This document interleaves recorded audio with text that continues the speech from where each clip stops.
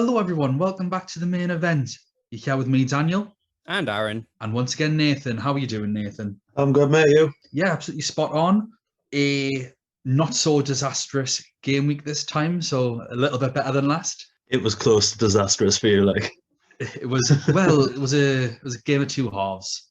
Tuesday was absolutely unbelievably good, and Wednesday was arguably the worst night I've ever had in Champions League fantasy. So that'll be interesting enough to talk about. Although what I will say is we had some box office games over these last two nights. This is the best couple of nights of Champions League football we've had in a very, very long time across all of the games. There wasn't one single poor game. So I can't wait to talk about everything with you. I'm fine too, Dan. Thanks for asking. You're always fine, Aaron. I know, that's true. It's true. You're the steady ship amongst us all. Yes. People know my script of the episodes off by heart now, but yeah. We'll get started with the Tuesday games, and I think there's only one place to start, probably the one with the most amount of drama. Juventus versus Porto.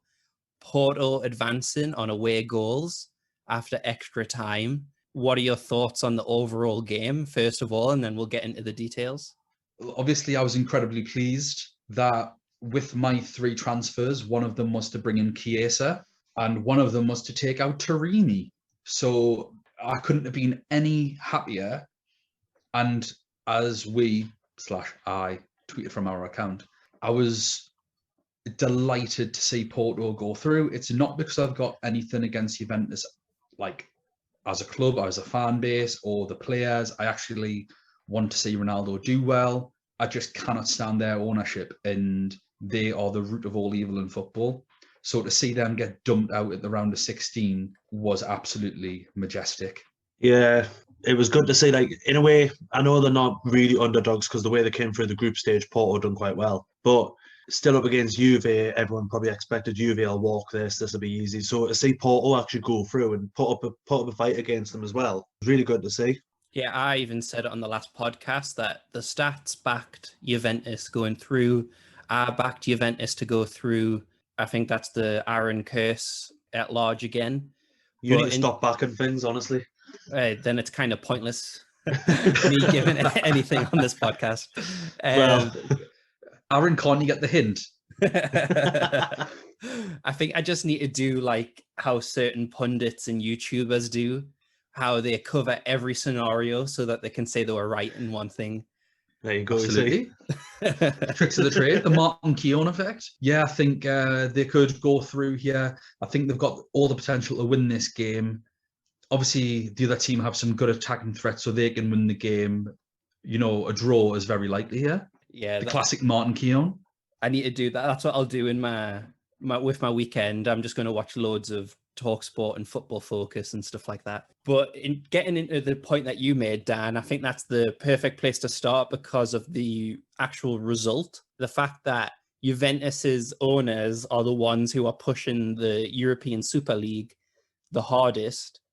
And I think karma, why mess with such a perfect thing? Obviously, for their point of view, they don't want to get knocked out. They want to win this tournament. But at the same time, there's the talks about the Champions League format being, probably by the time this has been released, we probably would have heard about the new format and things like that. Right, with how exciting these games were, it's going to be hard for me to comprehend and to look at these games, and they were just so exciting, especially this game in particular. And to know that that might not happen anymore, it would be very upsetting for me as a neutral in this game. I don't know if you feel the same. No, I fully agree. I'd be absolutely devastated if they change it. I don't mind change, but what we need is to understand why the changes are being made and if there's good intentions. Like, I think even if we look at something like VAR, whether you like VAR or not, I think we can all get on board with why VAR is there. Whether it works or not is a completely different thing. But we can see the good intentions. There are no good intentions with regards to this new format. This is a power play by big teams to snuff out weaker teams and maintain a financial advantage to those that are already rich and powerful. Mhm. It's not an inclusive venture. Mm-hmm. And I think it's only going to serve to make things worse if it does go through. Also, the format makes no sense. It's a bit like, I don't know, I don't get the format where you play 10 games each, but you don't play the same teams, and it's based on a ranking system so that all the best teams can go through anyway. It kind of feels like the same as what it is, but just dressed up differently.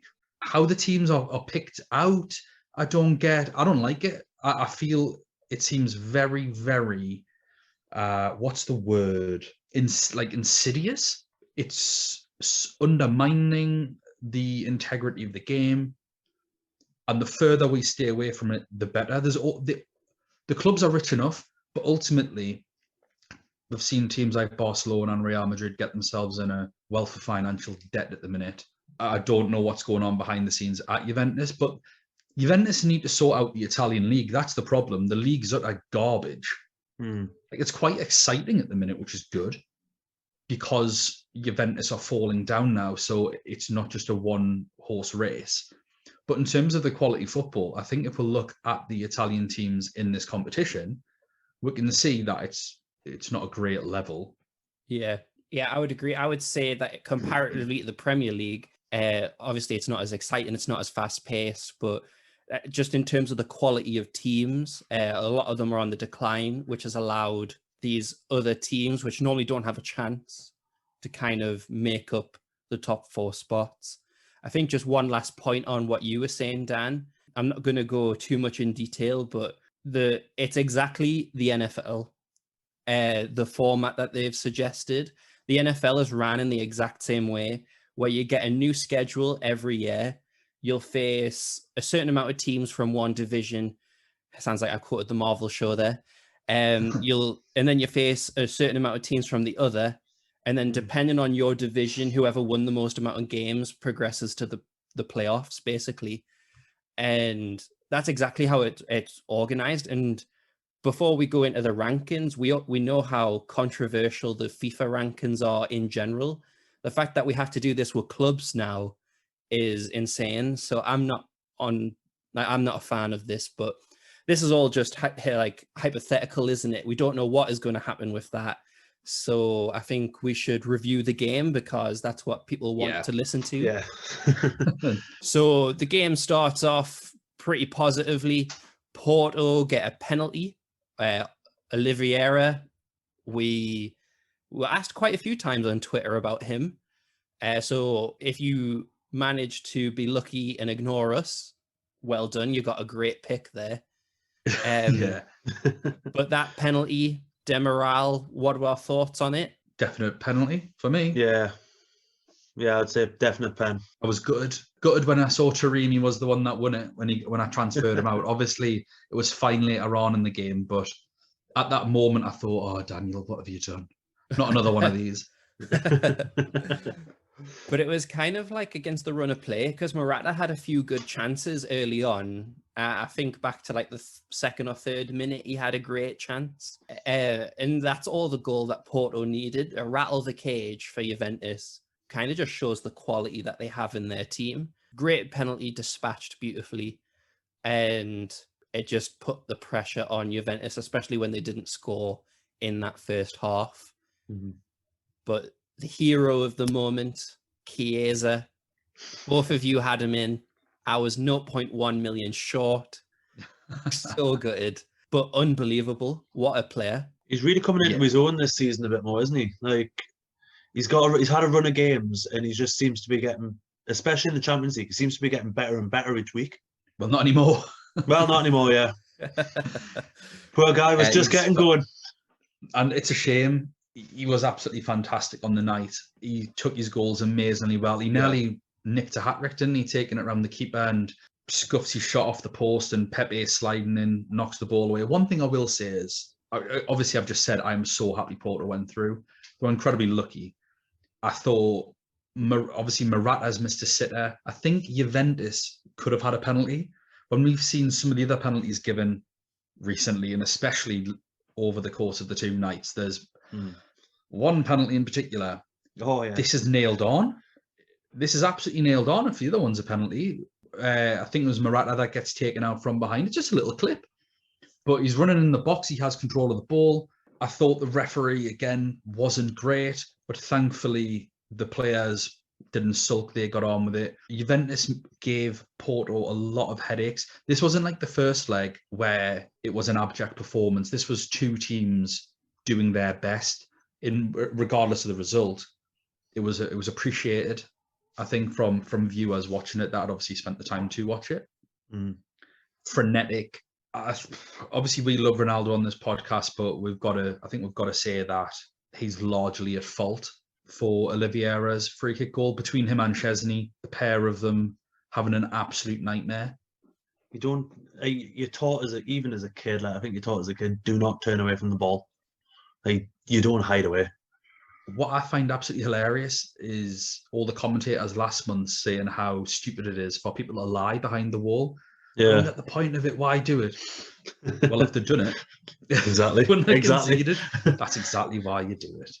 At the same time, you can't legislate for Ronaldo opening his legs and turning his back. No, you don't do that in a wall. Like I said, you don't shy away at all. Like, you're there.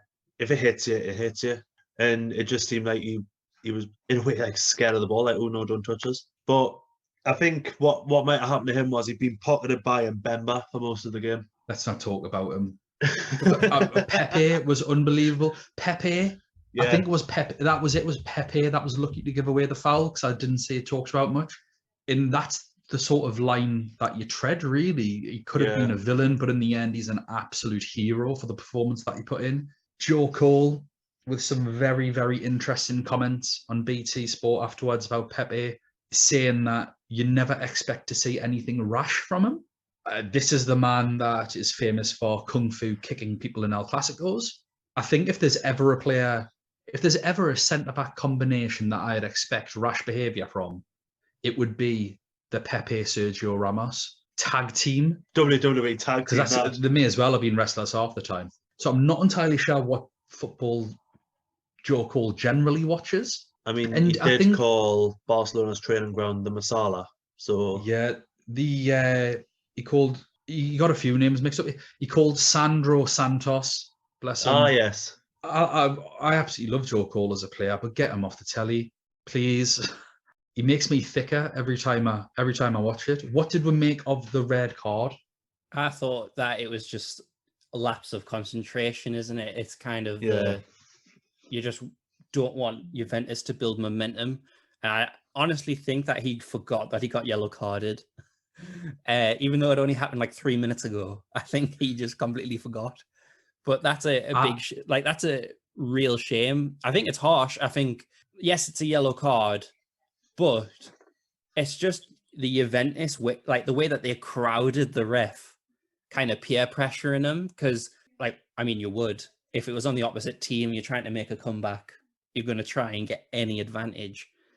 But that was very La Liga-esque of surrounding the ref. So I thought it was the right decision, though. And I absolutely loved the fact that he turned around and went to the referee. I couldn't hear you, even though they were playing in an empty stadium. Yeah. That is proper shithousery, that, isn't it? I swear I couldn't hear. It's not like they had 50,000 people screaming. Then you could go, oh, yeah, okay. Like, I remember when Robin Van Persie got sent off at the new camp, and it was so harsh because you absolutely believe that he couldn't hear a referee's whistle. Yeah. But there was no excuse there, and I love that was his excuse. I definitely think it was a red. I think it was just a moment of stupidity. Like Aaron said, it just seemed like he forgot he got booked. And I mean, that's what I wanted to believe. But I do think, in a way, I think the Juve players surrounding it, I never think, when you see that, you just think, yeah, it's just a waste of time. You're just pressuring the ref. And the ref's just he's straight away going to bow to the pressure sometimes. Unless, you're a big character ref, which it doesn't seem like there is a lot of these days. Like we've talked about refereeing before. Yeah, but to be fair, he did get the decision right. It was a yellow card. It just seemed that either Taremi forgot he was yellow carded, so kicked the ball away, just being an absolute, or just wasting time, just trying to stop them building momentum, doing the best he can. or the ref almost forgot, and if the Juve players didn't remind him, he was like, "Oh He yeah, would I have have just carried yellow on. carded them." But ultimately, it was the correct decision. Both of them are yellow card offenses, so Yeah. I haven't got any complaints on that really. Going extra time though, when Rabiot scored straight after Oliveira's free kick, I was just sucked in. Like I couldn't look away from the screen. I don't know if, because that's like peak Champions League, isn't it? Where one goal can just change the whole thing. But I want to bring up this point because I know a lot of people have brought this as an argument in the format or in the rules. Away goals and extra time. What are your opinions? I don't like it. However, I kind of understand why it's there, because you are still away from home. But I agree. I don't think they should count. It's hard. I think it's sort of, you'd have to sort of rewrite the rules basically, but you'd start with a sort of clean slate. Everything from now on is like a new game. So you start at 0-0, so that if extra time is a draw, then you go through to pens. I think that's kind of the way it should be. When away goals are in place over the 90 minutes, play extra time and start the game again as if it was 0-0. That is the only fair way to do it, because you can't have it where it's like, oh, away goals now don't count, and then no one scores a goal in extra time, and well, one of the teams wins because away goals no longer count. So yeah, I just think it started from 0-0, and the away goals, yeah, you're right, shouldn't count. I do see why they're there. Like, obviously, I do, like, obviously, because it's just a continuation of the game. But I agree more, like, where Dan's coming from. Like, once extra time hits, it should just be like it's a new game, and it's just right, 0-0. Whoever wins this period wins. If it's a draw, extra time.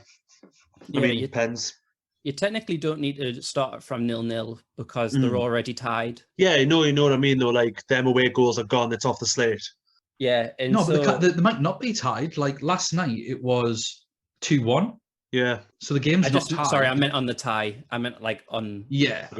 aggregate score. Yeah. So obviously you don't have to write it down as 0-0, but in terms of how the rule is interpreted, then it would be as if it was 0-0. That's what I mean. Obviously, you wouldn't put on the little scoreboard on the corner of your telly like 3 scores, because you'd have 2-1. What was it? It'd be 2-1. ET, it would be 0-0. 3-3, and then 0-0. I don't mean like that. I just mean in terms of the way that the rule would be perceived. Yeah. You don't have to write it down 0-0.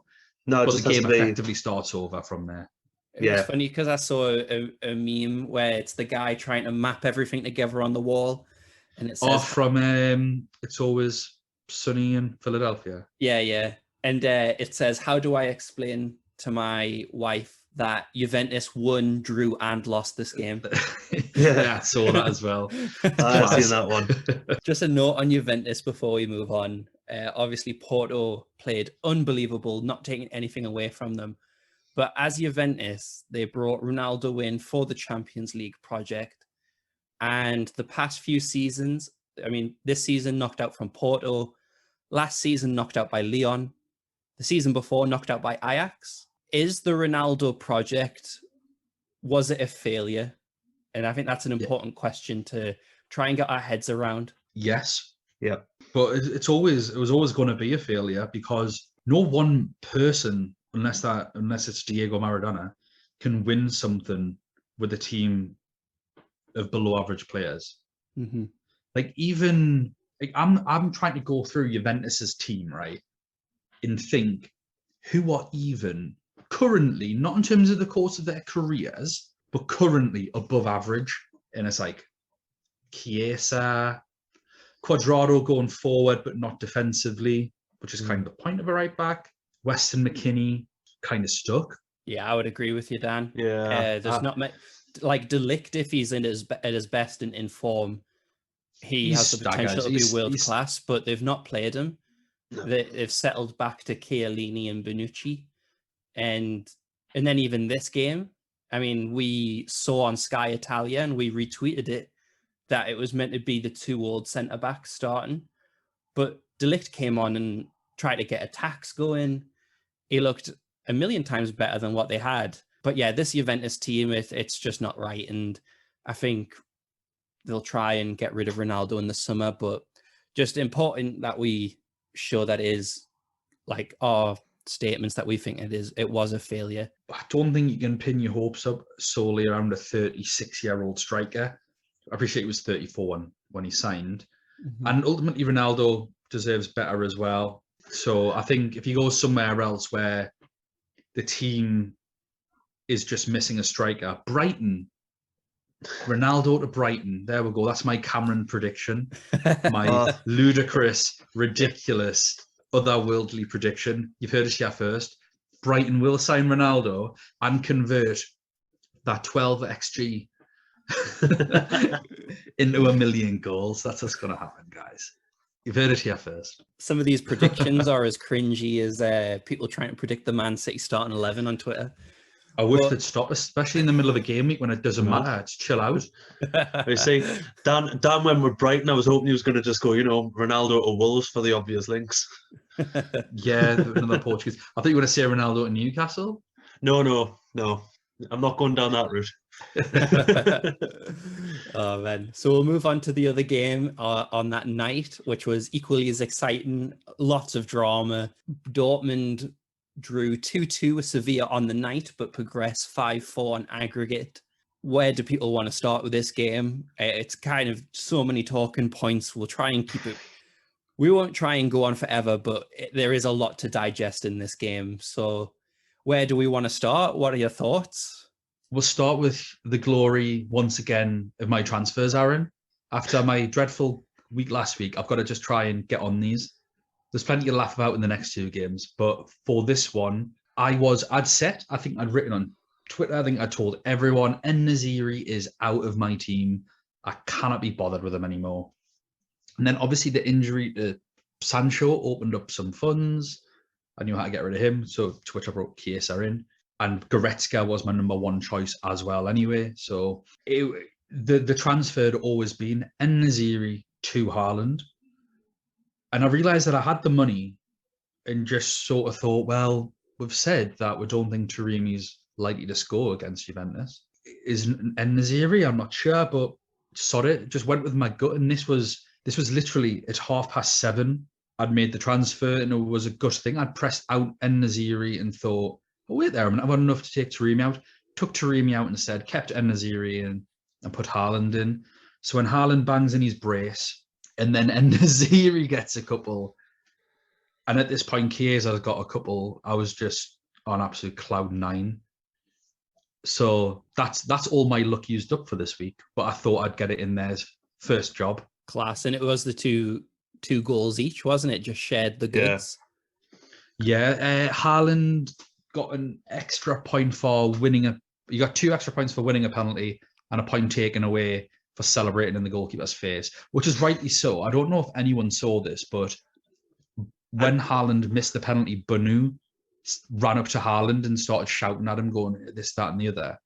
So when Haaland scored, that's why he screamed at him. Mm-hmm. Now, see, I would have done the same as what Haaland done in that point because I'm that kind of person. I would have just ran up to the keeper and shouted in his face and celebrated. I don't know what the goalkeeper was thinking. Haaland is triple the size of him and the whole Sevilla team. And plus, triple the strength as well from one of his one of his goals. I'm telling you now, En-Nesyri could have Haaland in a fight. He's a bad man. You see the size of him. Do you see that header? Yeah. True, imagine Haaland's face. Imagine Haaland's face where that ball was. No chance. Man. Anyway, away from celebrity deathmatch. Don't know if anyone else is old enough to remember that. I do. Yeah, I can't believe he got booked for it. So what? He's done it to him. He's done it back. The Sevilla players, typical La Liga players, running over. I mean, the Sevilla manager's a joke. When he was running off, giving the old yellow card signal for when I think it was Acuna kicked his own heel and fell over. You see, what, you need to book your own player? just obviously thinks that he's got clipped from behind. Absolute joke. The game itself was really interesting, not overly surprising. Sevilla started on the front foot and Dortmund just waited for them, basically. And it's always a dangerous game with Marco Reus, Erling Braut Haaland and Torgan Hazard, with the pace between the three of them, even if Marco Reus is made of glass, can always hurt a team.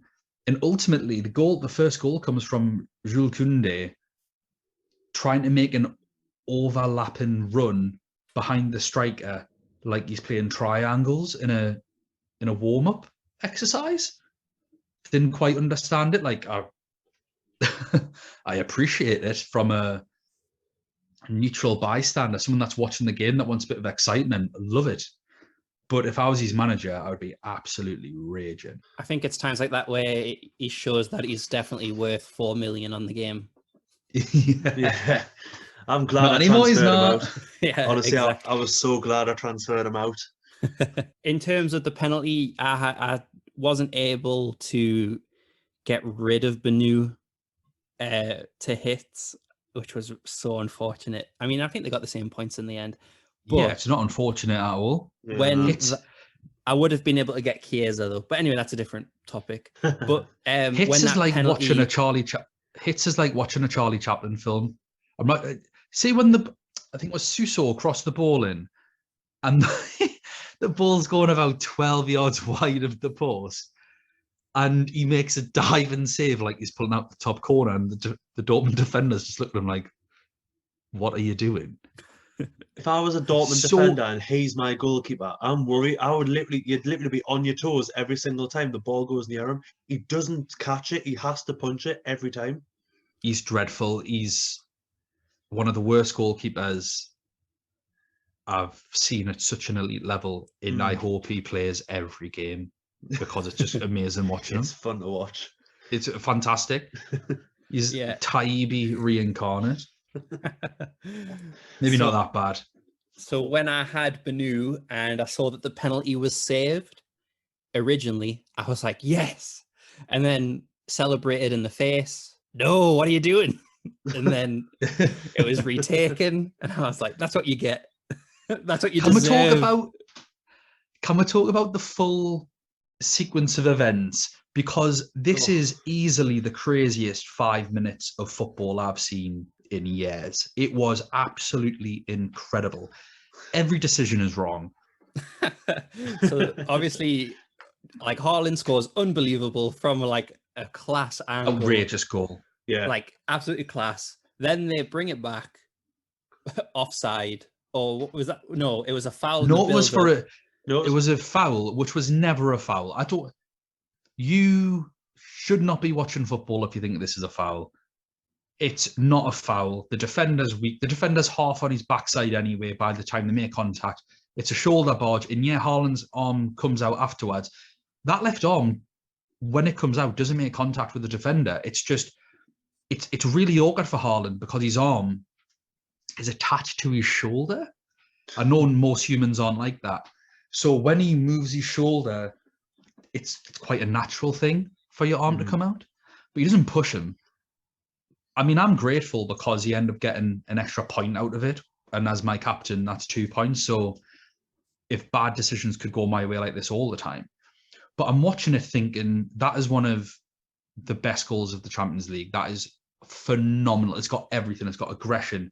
It's got desire. It's got technical skill. And then it's stripped away. You can sort of see it coming with them constantly watching the screen. You're thinking, no, please don't. And the screen suddenly changes. And Haaland's in the box with a different thing. And everyone's looking around. The commentators are a little confused. And are they looking at a penalty? You look at it again, you think, well, there's a bit of contact, but Haaland is getting absolutely nowhere near that ball. Nowhere near it. And is there enough contact for him to go down? And of course, the referee decides to blow for a penalty. So for me, both decisions are wrong, even though I benefited from it. It was never a foul. It was never a penalty. And then obviously the penalty gets retaken because he's off the line. Unbelievable. We've already covered that. But the game continues. This is the thing. Obviously, he saves it, and then Sevilla go down the other end, work a chance, get a corner. They're all piling into the box for a corner, and the referee blows his whistle. Everyone's looking around going, what? And it's like, oh, retake the penalty. It's the time that it takes for that retake to actually come about. Like, it should just be, once that pen was taken, the check should have been there. It should have been, right, stop, encroachment, not, all right, go attack, get a corner. Oh, hang on. There was something back there, but I can't remember what it was. We're just going to check. Because that's what it seemed like it was. It was like, hang on, he might be off his line. One thing I will say, though, is a lot of people, including myself, feel that VAR can often take away entertainment from the game, especially when you score a goal and you can't celebrate in case it's offside and you've not seen it. But we can't have it both ways, because this absolutely provided an immense amount of entertainment to the game. Like, that 5.5 minutes gave me so much joy and confusion and anger and all sorts. It was incredibly entertaining. And I think it's impossible to deny that. When I went across to Italy to watch the AC Milan Juventus match in the league, there was a handball, and honestly, the stadium like absolutely exploded when the ref went to go and check the monitor. So not a lot of people, like, I don't know, like, I feel like with like checking goals, that can be like a downside to VAR, but when a VAR decision comes out of nowhere and it's like potential penalty, just if it's for your team, the excitement in the stadium like is electric. So I feel like, yeah, like that's a really good point, Dan. It goes both ways. But the retake penalty, like, they should have checked that while the goal was happening, I guess, but like while the attack was happening, sorry. But overall, like, unreal excitement that went down to the final few minutes when En-Nesyri almost got his team single-handedly back into it. That header was unbelievable. That header was absolutely brilliant. Do we think it's a penalty, the first one? It's clumsy, isn't it? Yeah, it's one of them ones where it's like, you know not to do that. Yeah. Emre Can's not a centre-back. Aaron talks about this all the time with Liverpool. Zagadou came off the bench, so I don't understand why he didn't just start. I think these are tactical errors by the Dortmund coach. I think I said to use Jude Bellingham in that game was absolutely brilliant. Phenomenal. Like, for his age, wow. I think the one thing that he needs to add to his game is that the final third, not in terms of his passing, but in terms of his movement, in his determination to get into the box. Because Haaland played an absolutely phenomenal ball into the box that Royce didn't really run on either, but whether he did or he didn't wouldn't have mattered because the keeper came out to smother it. But Jude Bellingham should have been busting a gut to get into that area between the penalty spot and the 6-yard box for a tap in.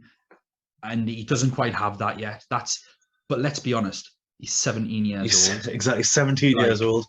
Oh my God. I can't believe he's not the finished article yet. So it's just something that I'll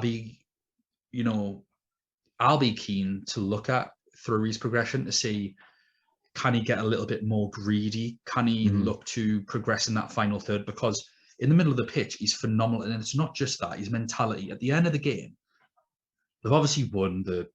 Everyone's ecstatic. He went up with Dahoud, didn't he? He went up to Dahoud and was like, what are you doing? Exactly. You should have passed it. It was over there. But Dahoud was playing short passes to him all game. And he was constantly on Dahoud's back saying, like, you aren't at my level. I know that Dahoud scored a wonder goal in that first game. But in terms of control in the middle of the pitch, which is for 90 minutes of the game what you want, Jude Bellingham was constantly telling him, this isn't good enough. And I think for a 17-year-old to be doing that is absolutely class. So overall, I think that Dortmund were the better team over the two. I think if Sevilla had been at their defensive best, I think that they would have stand more of a chance. But to keep Haaland quiet for 180 minutes, pretty hard to do. So moving on to the Wednesday games, we'll start with the one that I think had the most drama, the most excitement, well, on the night, which was Paris Saint-Germain versus Barcelona. Finished 1-1 on the night, 5-2 on aggregate.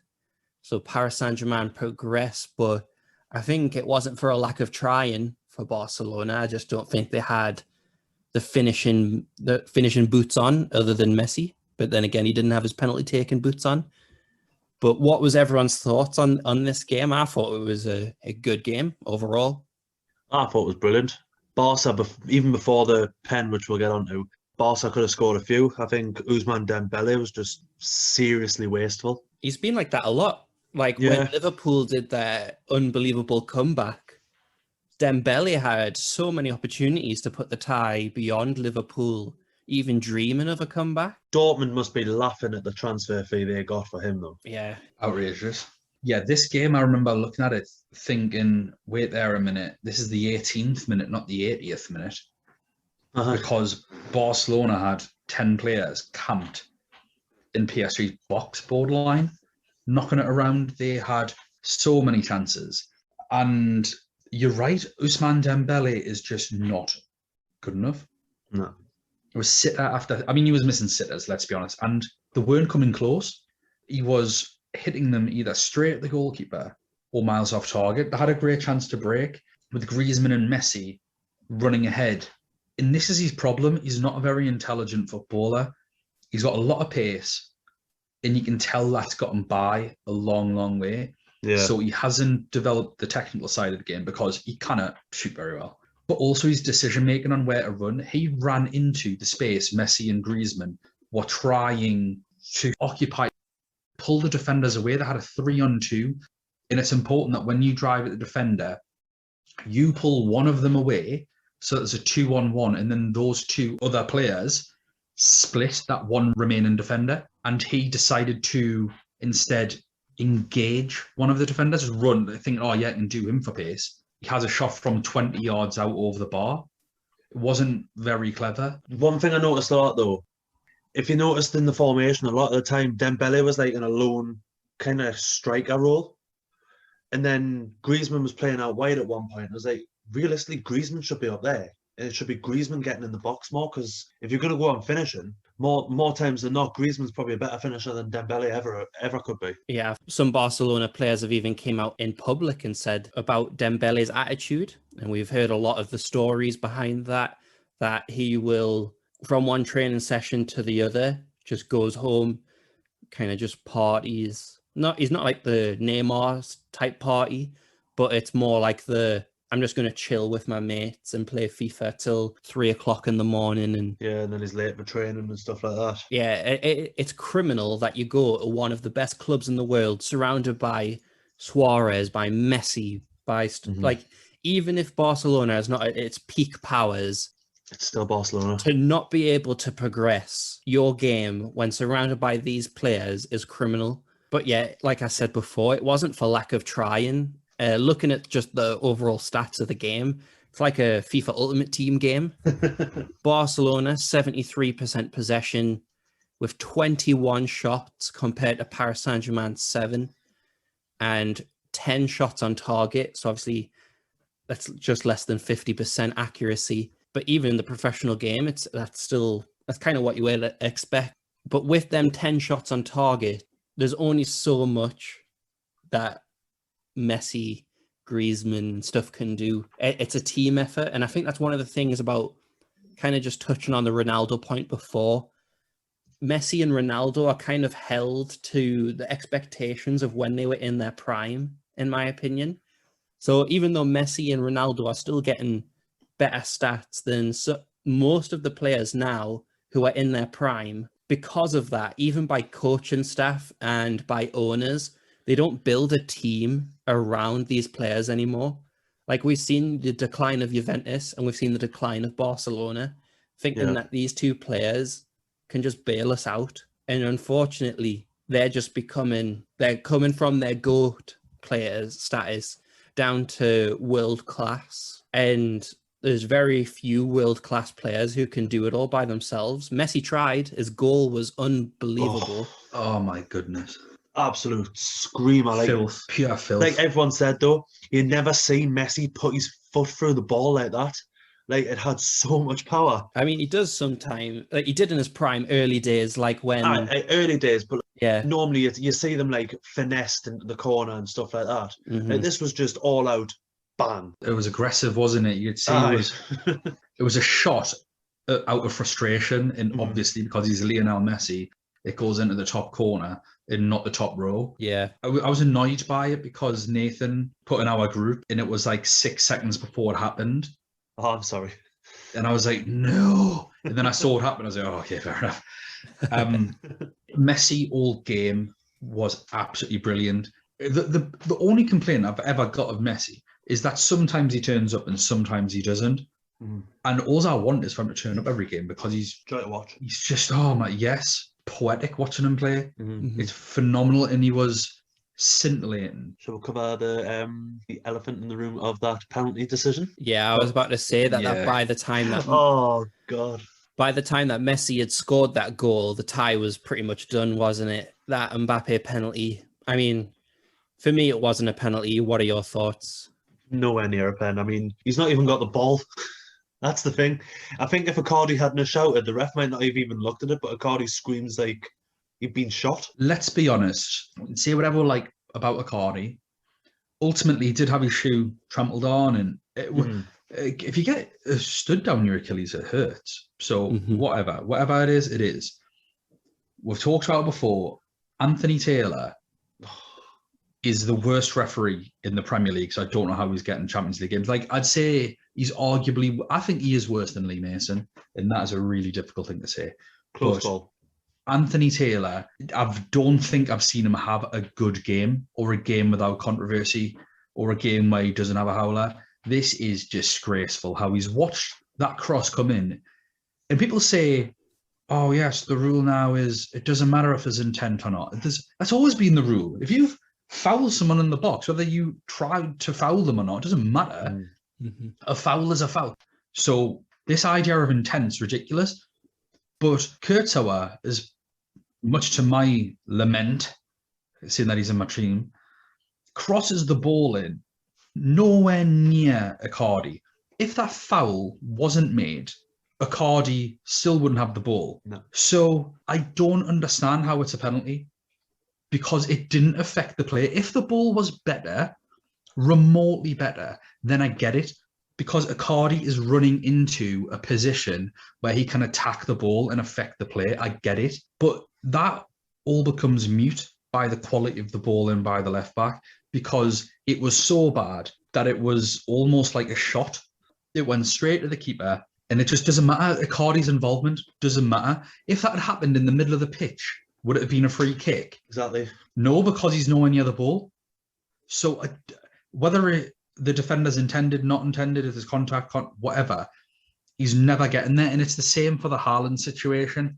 Haaland was never getting that ball. And I think that's when intent should come into it. Fair enough, if the defender's been dirty, spot on. And if there is an active attempt to make a foul, but it wasn't, it was an accidental coming together against a player that had no involvement in the play. It's a joke. It's an absolute joke. It's just like you ran in front of him. He's just running in front of him, and it's just like you can't.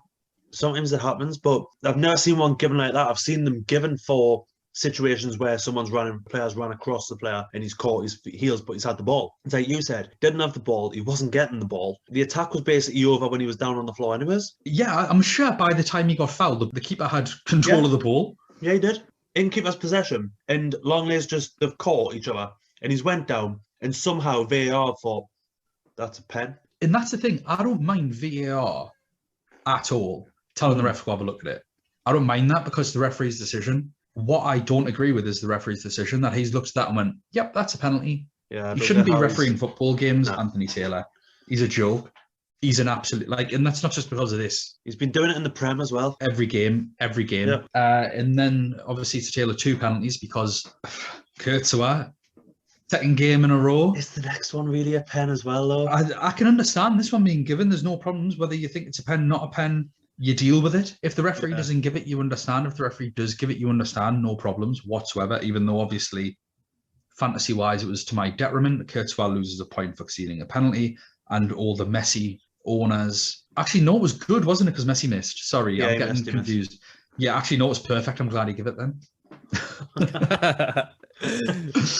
That Stan's rant just finished there. Like, fine. Class. Sorry, did I say how much I love Anthony Taylor? He should be refereeing every game. I think Courtois just put in a defensive masterclass. 'Cause I think for the whole first half, he was just getting done. Well, when we include the factor of his yellow card and being subbed off at half-time, Yeah, I'm actually going to gain a point when I try to sub him out, fair enough. thanks to his lovely -1. Even if the person doesn't play, you're going to get a point. So Exactly. It's all gone well in Dan's world. I was going to bring Koundé out because Koundé got a big fat donut. So I'm balling with Koundé 0. oh dear. I've got I'm going to have a 2-man defence this week of Gosens and Kimmich, neither of which play in defence.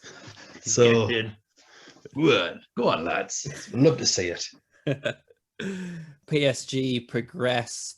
They'll be, obviously they got Neymar back in the next round, so they look like they could be a dangerous team, kind of another dark horse season, if you can even call PSG a dark horse. Not sure if you can with the quality that they have, but They are definitely not a dark horse. The last year's finalists, yeah, one of the biggest spends in world football.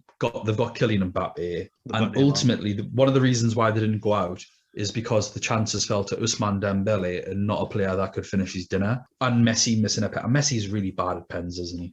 It was a good save though. Like, Navas, it was a good save. I think every penalty save is a good save. True. because they're not expected to make it. True. The pen is still poor. It wasn't in the corner. Side foot. Amazing height for him. It's come off the keeper's knee and then on the bar. The keeper dived beyond it. And then they looked for encroachment. Yeah, it was unfortunate that Dembele just can't finish. So And they sold the best finisher. they'll be a dangerous team moving forward, even from a fantasy perspective. Mbappe rose in price for this round, so I'm sure he'll be transferred in quite a lot with people trying to get rid of Messi and Ronaldo for the next round. So expect a lot of Mbappe ownership to increase. Rightly so, though. Rightly so. Moving on to the last game of this match day, which is Liverpool versus Leipzig. Liverpool winning 2-0. And one thing I did get right on this podcast was that if you do play 2 centre-backs and Fabinho in front, they look a lot better. Lo and behold, look what happened. Aaron Klopp. I mean, We say this, the score could have been 10-10. oh, Yeah. 100%. Absolute cowboy time. It's isn't it? crazy. But like, I think it just shows that Klopp listens to this podcast. So you're welcome. No, I'm Bullshit. sure that he had that in. Well, actually, I was about to say, I'm sure he had that in mind. I don't know. You never know with Klopp. He did come out and say this game proves that Fabinho much prefers playing in midfield. Is much better at playing in midfield. You know, the midfielder he signed likes playing in midfield. Yeah. It's madness. He's better Who at would playing have in thought midfield. it? But someone who played really well in centre back was Phillips. Got man of the match in the end, and just really, really good performance by the defense as a whole. Liverpool just seem to be this team that just, we write them off and then they keep getting clean sheet bonuses. And it's really frustrating from a fantasy point of view. Well, it's because they're absolutely useless in the league. I don't know what we're meant to do when I know. they are on such a sodden run. They've just been beaten off Fulham. They're not In the playing league. in England. There's the answer. They're playing in Budapest. They didn't play in England. Yeah. I heard it. So, Oh, no, not this. Julian Laurens, a pundit for multiple places, he pointed out after this game that Liverpool have scored more games at home in Budapest than they have at home in Liverpool in 2021. Oh, it's just laughable. Like, if you're a Liverpool fan, you would have to just laugh at that because there's no way of like, yeah, we're mint at home. You weren't at home? No, we were. We're the home team in Budapest. But something that I did want to comment on is Diego Jota. I mean, he just come back from injury, straight away takes his place back in the front three and looked like he was never injured, looked like he was never gone, just sharp, got the assist for Salah, causing a nuisance the whole time. Yes, a little bit of though. Yeah, a little bit of sharpness, obviously with that glaring miss. But in terms of his overall play, really, really good performance. He's definitely in my FPL plans. We're branching out now, FPL tips. Just for that person who emailed us to if we did any Yes. FPL content. There we go. But overall, what did you think of the game? Like, a lot of pundits are saying this is Liverpool back to their best. I think that I wouldn't It's say one that. game. Yeah, I wouldn't say Exactly. they're there yet, but it's definitely improvement. It's improvement, but Alisson had an absolute howler again at times. Yeah. They got, let's be honest, right? Both teams were lucky Yeah. because Liverpool, their finishing was dreadful, and RB Leipzig's finishing was dreadful. Either team could have went into half time a couple of goals up, and with the finishing of the other team, it would have been 2-0. I think Liverpool could have had 4 goals in the first half and Leipzig could have had 2. So both teams were fortunate that this wasn't like that Portsmouth Reading game like 10 years ago that finished like with over 20 goals in it. I don't think it was that many goals. It was a lot of goals. I don't think this is Liverpool back to their best at all, but it's obviously a positive result. I'm sure the last time they got a positive result, they played really well against Leicester and then got mugged off in the last 10 minutes. So if that's anything to go by, then I think we can expect another good performance against Wolves, and we'll see if they get mugged off or not. I don't think anyone can complain about the way they played against Leicester. It was 10 minutes of utter madness at the end. The other 80 were great. So I think it's really important to put everything into context. Yeah, definitely. I might bite the bullet and bring in a Liverpool defender. I might do it, glutton for punishment. I did debate it before I made me transfers for this week. I was like, do I bring in Robertson or Trent or someone like that? And I thought, nah, the way they've been playing in the league, I'm not going near them. Well, if we look at the games from last week and this week, I don't feel like there's much value in defenders. Obviously, there's been a few clean sheets or whatever, but the strikers are all in such hot form that I'd rather pay the money for premiums and then go cheap at the back in strong teams. So Phillips and is it Kabak? Yeah. They're both cheap. I don't need Trent or Robbo. One of them two will do. If Nat Phillips is going to play, his ball recovery points, I imagine, be quite high. And then, like we said earlier, Chelsea players, I'm sure Cesar Azpilicueta's sub 5 million. Christiansen will be the cheaper one. He's playing most games for Tuchel. Exactly.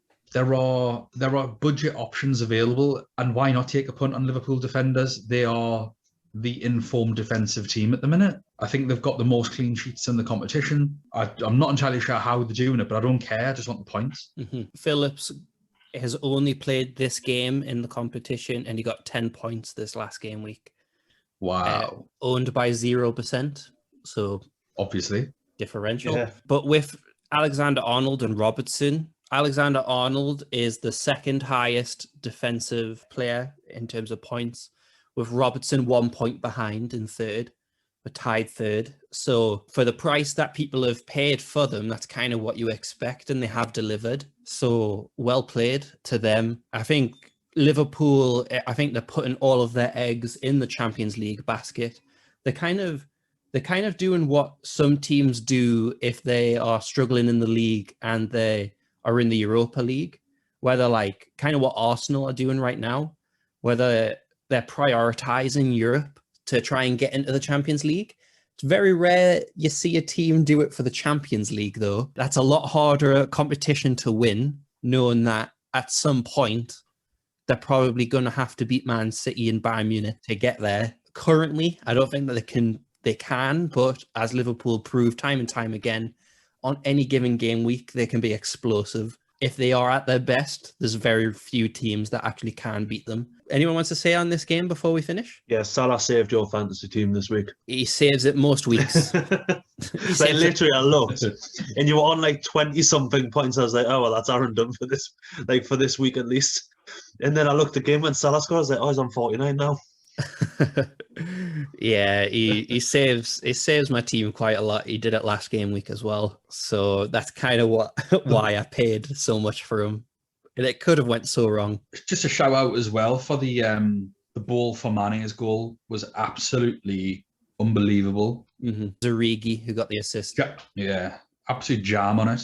Wijnaldum's getting a lot of praise from this game because he just looked like a complete engine, covered every blade of grass. Like his heat map for this game was ridiculous. It just shows the kind of the impact that Fabinho kind of giving a little bit of cover to the midfield. It lets Thiago and Wijnaldum to be a little bit more expressive, and hopefully he doesn't revert back to putting Fabinho in defence for the league, because they've got a good run of fixtures coming up. And if they want to kind of save their season, they're going to have to get more results like this, even if they're not at their best. 100%.